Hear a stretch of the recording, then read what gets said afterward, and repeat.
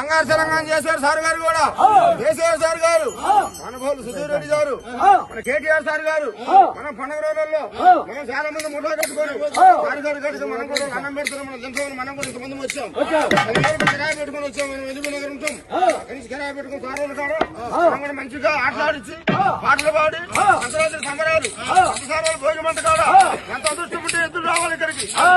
ద్వారా పడుతూ